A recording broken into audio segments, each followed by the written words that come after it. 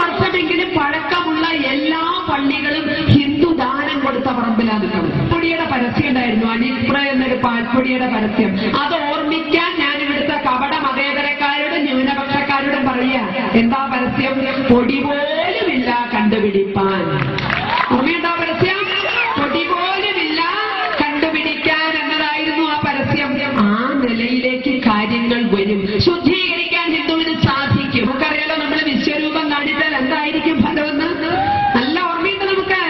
1992 December 6 Mulayam സിംഗിന്റെയും നരസിംഹറാവുവിന്റെയും 7 ചുറ്റി കമ്പി വേണിയും 70 കിടങ്ങുകളും 700 പോലീസും 7000 പട്ടാളവും 70,000 പത്രക്കാരും കാവൽ നിന്നപ്പോ ഹിന്ദു ഒന്നിച്ചൊന്നുണർന്ന ഒരൊറ്റ ഓങ്കാരം മുഴക്കിയപ്പോ തവിട് പൊടിയായ പള്ളിയുടെ കഥ, ഇല്ലാത്ത പള്ളിയുടെ കഥ.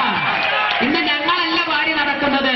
എല്ലാ ഡിസംബറിലും കണ്ണീര് വാഴ്ത്തുന്നവർ ഓർക്കുക, ഹിന്ദു ഉണർന്നാൽ അതായിരിക്കും ഫലം. അതെല്ലാം പേടിയോടെ ഓർക്കുന്ന, അല്ലെങ്കിൽ പിന്നെ ഓർക്കാൻ ഇഷ്ടപ്പെട്ട